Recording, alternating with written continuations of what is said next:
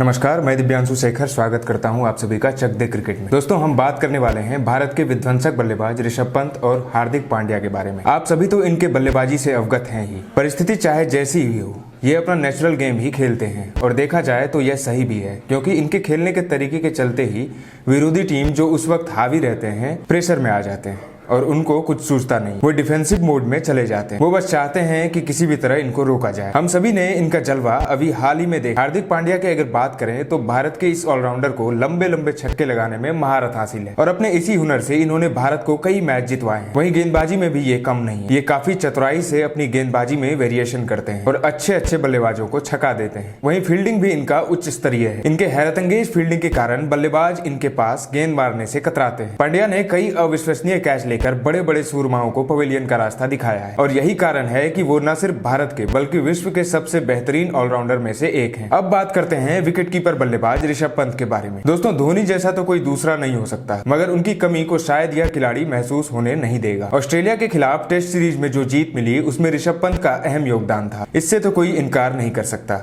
और फिर इंग्लैंड के खिलाफ टेस्ट सीरीज और वनडे सीरीज में इन्होंने अपने विकेट कीपिंग और बल्लेबाजी से सभी क्रिकेट एक्सपर्ट्स और फैंस का दिल जीत लिया। ऋषभ पंत की सबसे खास बात यह है कि ये फेयरलेस क्रिकेट खेलते हैं।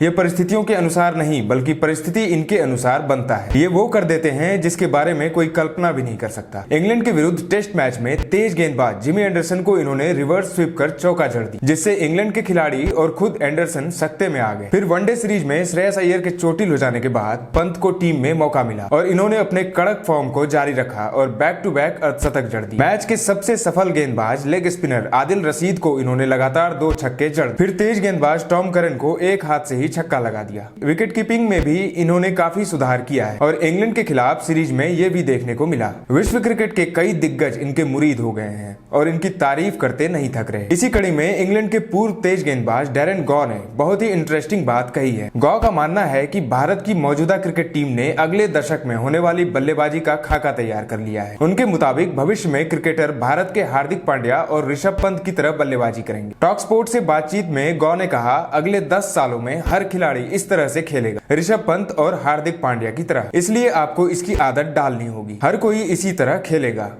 उन्होंने कहा, आपने खिलाड़ियों को देखा है, स्मिथ, विलियमसन, जो रूट, जो कि हालात के हिसाब से खेलते हैं, पारी को बनाते हैं और फिर आखिर में स्ट्राइक रेट तेज करते हैं। लेकिन भविष्य आ चुका है। हार्दिक पांड्या, कुणाल पांड्या, ऋषभ पंत, श्रेयस अय्यर, ये सभी खिलाड़ी आने वाले 15 सालों में सभी खिलाड़ी इसी तरह खेलेंगे। ये शानदार बल्लेबाजी है। पूर्व क्रिकेटर ने भारत और इंग्लैंड के बीच खेली गई हालिया सीमित ओवर फॉर्मेट में पांड्या और पंत के प्रदर्शन की तारीफ की। गौ को यकीन है कि दूसरी टीमें भी इसी तरह के बल्लेबाजी को अपनाएगी। उन्होंने कहा, जब भारतीय टीम ने 329 रनों का स्कोर बनाया तो वे निराश थे। पंत और पांड्या की साझेदारी भारत के लिए काफी अहम, लेकिन उन्होंने जिस तरह का प्रदर्शन किया वो बेहतरीन था। गौ ने आगे कहा, पंत अपने सिर के ऊपर से स्वीप करने की कोशिश कर रहा था और फिर स्क्वायर लेग की दिशा में फ्लिक करने की कोशिश कर रहा था। हार्दिक पांड्या लगातार छक्के लगा रहा है। मेरा मतलब है कि पांड्या अभी भी मजबूत स्थिति में है और भविष्य को बनाने के लिए खुद को तैयार कर रहे हैं। भविष्य अभी है। ये गर्व की बात है और खुशी की बात है कि ऐसे शानदार खिलाड़ी हमारे भारत से हैं। भारतीय टीम मैनेजमेंट और कोच इसके लिए बधाई के पात्र हैं, जिन्होंने ऐसे निडर और सबसे अलग खिलाड़ियों को तैयार किया है। तो आज के वीडियो में बस इतना ही। ऐसे ही इंटरेस्टिंग खबरों और क्रिकेट से जुड़े रिकॉर्ड्स के साथ हम फिर मिलेंगे। अभी दीजिए इजाजत।